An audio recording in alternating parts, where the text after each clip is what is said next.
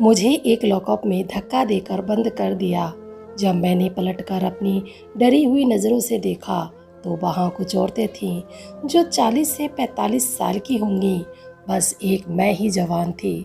उस जेल में बहुत ही गंदी सी बदबू आ रही थी, जिसकी गंध से मेरा सांस लेना भी मुश्किल हो गया। तभी मैं जेल की सलाखों के करीब आकर बाहर की तरफ देखने लगी, पर वो बदबू जेल के हर हिस्से में फैली थी, जिसकी वजह से मेरा मन कच्चा होने लगा। ऐसा लग रहा था जैसे मैं उल्टी कर दूंगी। फिर मैं अपने दुपट्टे से अपनी नाक को बंद करके बैठ गई, पर मुझे ऐसा महसूस हुआ। फिर मेरी नज़र मेरे सामने बैठी एक औरत पर पड़ी जो अधेड़ उम्र की थी। वो मुझे टकटकी लगा कर देख रही थी। उसका इस तरह देखना मेरे मन में बेचैनी पैदा कर रहा था। बदबू के कारण अब बहुत ही घुटन हो रही थी। अब मैं यही सोच रही थी, यहाँ मैं सोऊंगी कैसे। जेल के बाहर खड़े पुलिस वाले ऊपर से नीचे तक अजीब निगाह से देखते। उनके देखने का ढंग मुझे डरा देता था। मैंने सुना था जेल में औरतों के साथ बहुत बुरा बर्ताव होता है, उन्हें मारा पीटा भी जाता है। मैं अंदर से बहुत ही डरी हुई थी। ये रात तो डरते डरते कट गई, पर उस बदबू से मैं बहुत परेशान थी। बाकी औरतें आराम से सो जाती थीं, शायद उन्हें इस माहौल की आदत पड़ गई थी। अब धीरे धीरे मेरी भी नींद गहरी होती जा रही थी। मैं भी उस माहौल में ढलने लगी थी। अब मुझे उन पुलिस वालों से डर नहीं लगता था। एक रात मैं गहरी नींद में थी, तभी कुछ औरतों के चीखने और रोने की आवाज़ आने लगी। उन आवाज़ों से मेरी आँख खुल गई। मैंने देखा मेरी जेल की औरतें बहुत ही डरी हुई थीं और सिमट कर एक कोने में बैठ गईं। फिर मैंने अपनी जेल के बाहर झांक कर देखा तो पुलिस वाले कुछ औरतों को खींच कर ले जा रहे थे। वो औरतें चीख रही थी। उस मंजर ने मुझे अंदर तक हिला दिया था। कुछ पुलिस वाले अभी भी जेल में झांक कर देख रहे थे, जैसे उन्हें और औरतों की तलाश में हो। मैं बहुत डरी हुई थी। मैं भी अपनी सेल की औरतों के बीच जाकर छिप गई। मैं डरी सी सहमी सी अपनी सांस को रोक कर बैठी थी। तभी एक पुलिस वाला हमारी सेल के पास आकर टॉर्च की रोशनी से हमारी सेल का जायज़ा लेने लगी। मैं उन औरतों के पीछे छिपी रही। मैं आज ही जेल में आई थी, हो सकता है इसलिए किसी को मेरा ख्याल नहीं आया। अब वो पुलिस वाले जा चुके थे। फिर हमने सुकून की सांस ली। इतनी देर में सब औरतें मेरे पास से हट गईं। मैं खौफ भरी नज़रों से उन्हें देखने लगी और डर के कारण रोने लगी। फिर उन औरतों ने मुझे चुप कराया। उन औरतों में से एक औरत मेरे पास आई और मेरे कान में एक ऐसी बात बोली जिसे सुनकर मैं पूरी तरह डर गई। वो बोली, तुम अभी नई हो, तुम्हें भी इस माहौल की आदत पड़ जाएगी। एक ना एक दिन तुम्हारा नंबर भी आएगा। ये सुनते ही मैं बौखला गई और डरते डरते उन औरतों से पूछा, ये पुलिस वाले उन औरतों को कहाँ लेकर जाते हैं? मेरे इस सवाल पर वो औरतें मुझे देखने लगीं।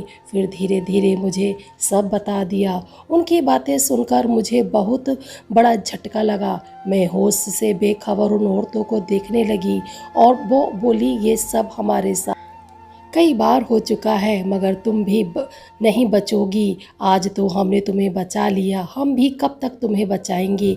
एक दिन तुम इनके हत्थे लग ही जाओगी। जिस अंदाज से उन्होंने ये बात बोली थी, मेरे तो रोंगटे ही खड़े हो गए थे। अब समझ आने लगा था वो इतनी बूढ़ी सी क्यों लग रही थी, उनमें से इतनी बदबू क्यों आ रही थी। मैं आने वाले वक्त का सोच सोच कर हाल से बेहाल होती जा रही थी और खुदा से दुआ करने लगी वो दिन कभी न आए। पर मेरी दुआ किसी काम न आई। अब मेरा भी वक्त आ गया था। उन्होंने मुझे देख लिया और मुझे भी घसीटते हुए ले गए। उन औरतों की बातें याद करके मेरा दिल दहलने लगा था। जो मेरे साथ हुआ उसने मेरी आत्मा को भी हिलाकर रख दिया। उन पुलिस वालों ने मिलकर मेरे साथ नीलम है, मैं बहुत ही साधारण से परिवार से हूँ। मैं और मेरे माता पिता बस इतने ही लोग हैं। मेरे माता पिता मुझसे बहुत प्यार करते थे। एक दिन मुझ पर बहुत ही बड़ा कहर टूटा था। अचानक हमारी बस्ती में आग लग गई। उस आग में बहुत से लोग झुलस गए। उस आग में मैंने अपने माता पिता को खो दिया। मैं इसलिए बच गई क्योंकि मेरे पापा को चाय पीनी थी। मेरी माँ ने मुझे दूध लेने भेज दिया था। जब वापस आई तो उस आग ने सब कुछ निगल लिया था। चारों तरफ चीखना चिल्लाना हो रहा था। मेरा इस दुनिया में कोई नहीं था। जो मैं किसी के घर चली जाती, क्योंकि मेरे माता पिता दोनों ही अनाथ थे। अब मैं भी अनाथ हो गई थी। मैं बेसुध सी चली जा रही थी। मुझे अपना कोई होश न था। कहाँ जाऊँ, किससे मदद लूँ, कुछ समझ नहीं आ रहा था। तभी एक औरत की नज़र मुझ पर पड़ी और वो मेरे पास आई और बोली, कहाँ जा रही हो? उसने मेरा नाम लेते हुए पूछा। वो मुझे जानती थी क्योंकि मेरी माँ उनके घर पर काम करती थी। मैं भी कभी कभी अपनी माँ के साथ उनके घर जाती थी। मैंने उनको सब बता दिया। उन्हें बहुत दुख हुआ। वो बहुत ही अच्छी थी। वो मुझे तो अपने साथ अपने घर ले गईं। मुझे एक सहारा मिल गया था। वो मुझे 2 वक्त की रोटी देती और मैं बदले में उनका छोटा मोटा काम कर देती थी। उनके घर में उनकी एक बेटी भी थी। उनके पति अक्सर काम के सिलसिले में बाहर ही रहते थे। मैं बहुत ही सुंदर थी। शायद मेरी सुंदरता की वजह से वो मुझे कहती थी, जब भी मालिक आया करे तो तुम अपने कमरे से बाहर मत निकलना, समझी? मैंने हाँ में सिर हिला दिया। जब भी मालिक घर आते तो मैं अपने कमरे से बाहर नहीं निकलती थी। पर एक दिन घर में काम बहुत था। मुझे समय का पता ही न चला। अचानक से मालिक आ गए। उन्होंने मुझे देख लिया और कहने लगे, अरे तुम तो सपना की बेटी हो। सपना मेरी माँ का नाम था। तुम तो बहुत ही सुंदर और जवान भी हो। और फिर वो मुझे यहाँ वहाँ छूने लगे। उनका छूना मुझे बिल्कुल भी अच्छा नहीं लग रहा था, क्योंकि उनकी हरकतों से पता चल रहा था वो बहुत ही अय्यास मिजाज के थे। मैं बोली, मालिक आप ये क्या कर रहे हो? मालिक बोले, तुम नहीं जानती कि ये क्या हो रहा है, मुझे जाने दो। मैं बोली, मेरी किस्मत अच्छी थी। तभी मालकिन आ गई और बोली, मैंने तुमसे कहा था ना, मालिक के आने से पहले अपना काम ख़त्म कर लिया करो। मैं चुप रही, फिर अपने कमरे में चली गई। फिर मुझे समझते हुए देर न लगी। मालकिन मुझे मालिक से दूर रहने को क्यों बोल रही थी। एक दिन घर पर कोई न था। मालकिन की बेटी भी अपने किसी दोस्त के घर गई हुई थी और मालकिन बाजार गई हुई थी। तभी अचानक से मालिक आ गए। मौका पाकर मुझ पर टूट पड़े। वो इस पल का इंतज़ार कर रहा था। आज घर पर कोई नहीं था। मैंने बहुत शोर मचाया, कोई नहीं आया। उनके आगे बहुत गिड़गिड़ाई, पर वो कहाँ मानने वाला था। अचानक से एक चाकू मेरे हाथ लग गया। अपनी इज्जत बचाने के लिए वो चाकू उनके सीने में उतार दिया। उसे जोरदार झटका लगा और वो पीछे की तरफ गिरने लगा। जख्म गहरा होने के कारण वो दूसरी सांस भी न ले सका और वहीं पर ढेर हो गया। फिर मैंने अपने कपड़े बदले। तब तक मालकिन भी घर आ चुकी थी। वो अपने पति की लाश को देखकर तड़प उठी। उन्होंने चीख चीख कर पूरा मोहल्ला इकट्ठा कर लिया। पता नहीं किसी ने पुलिस को फ़ोन कर दिया था और वो मुझे ले जाने लगे। मैं चाहती तो अपने फटे कपड़े और अपने जिस्म पर लगे नाखूनों के निशान दिखाकर खुद को बेगुनाह साबित कर सकती थी। मुझे अब लगने लगा था मालकिन अब मुझे अपने घर में नहीं रखेंगी, इसलिए मैंने जेल जाना बेहतर समझा। मैं खामोशी से जेल चली गई। मैं तो ये सोचकर यहाँ आई थी, मेरा कोई ठिकाना नहीं है, यहाँ मुझे पनाह मिल जाएगी।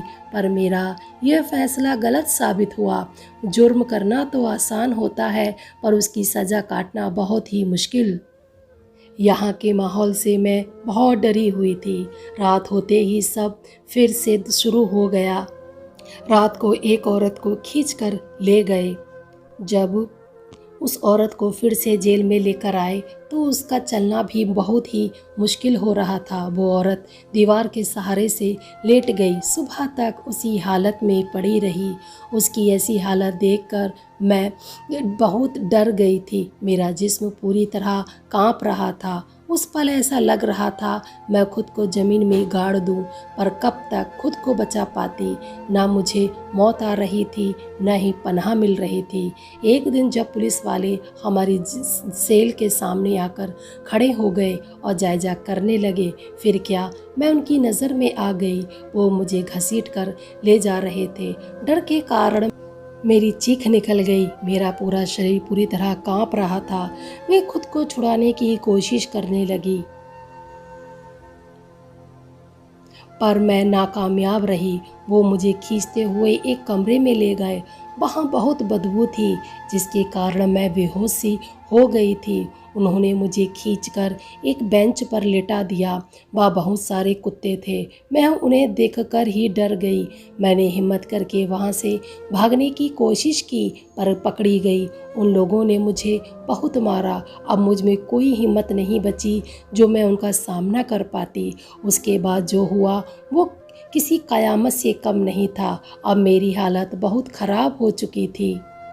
सुबह के वक्त जब उन्होंने मुझे जेल में वापस पहुंचाया, तो मेरे अंदर से भी वही बदबू आने लगी थी जो जेल की और औरतों के बदन से आ रही थी। वो पुलिस वाले मुझे सेल के अंदर फेंक कर जा चुके थे। मेरी हालत ख़राब होती जा रही थी। मेरा पूरा बदन जख्मी हो गया था। मेरे होंठ सूखने लगे थे। मेरी आंखों से आंसू बह रहे थे। उन औरतों ने मेरी बहुत देखभाल की थी। वही मुझे खाना खिलाती। 2 से 3 दिन में मैं ठीक होने लगी थी। पुलिस वाले मुझे फिर से खींच कर ले गए। वही सब मेरे साथ हुआ। फिर से दोहराने लगे। मैं दर्द से तड़प रही थी। मेरे पूरे शरीर पे दाने निकल आए थे और मेरी रंगत भी खराब होने लगी थी। ऐसा चलता रहा। एक दिन ऐसा आया जो हमने सोचा भी न था। एक अफसर आया जो बहुत ही ईमानदार था और अच्छा भी था। वो हमारी हालत को देखकर सवाल करने लगा और गुस्सा हुआ, तो मैंने हिम्मत करके रो रो कर उसे सब बता दिया। ये पुलिस वाले हम पर जुल्म करते थे और कुत्तों के खून से तैयार इंजेक्शन हम औरतों के जिस्म पर लगाते थे और हमारे जिस्म पर उस इंजेक्शन से निकलने वाले दानों से खून लेकर कोई ऐसी दवा तैयार करते थे। उनका कहना था कि वो किसी घातक बीमारी की दवा बना रहे थे। उस अफसर ने सब सुना तो उसने वहाँ की पुलिस पे केस कर दिया और हम सब औरतों को एक अस्पताल में इलाज शुरू हो गया। हम सब धीरे धीरे ठीक होने लगे थे। फिर उस अफसर ने हमें एक अच्छा सा काम भी दिलवा दिया। पूरी ईमानदारी से उस काम को करने लगे। जो मैंने झेला वो किसी को भी झेलना ना पड़े। जो हम सोचते हैं वो कभी नहीं होता। जहाँ मैं काम करती थी वहाँ काम करने वाले एक लड़के ने मुझसे शादी कर ली। वो बहुत ही नेक लड़का था, मेरा पूरा ख्याल रखता था। हेलो दोस्तों, तो कैसी लगी आज की स्टोरी? उम्मीद करती हूँ आपको पसंद आई होगी। अगर पसंद आई हो तो प्लीज़ वीडियो को लाइक और चैनल को सब्सक्राइब ज़रूर कर देना। ये बिल्कुल फ्री है। तो बस मिलते हैं नेक्स्ट स्टोरी के साथ। तब तक के लिए इस वीडियो को अपना भरपूर प्यार देना और थैंक्स फॉर वॉचिंग। धन्यवाद। Bye, take care.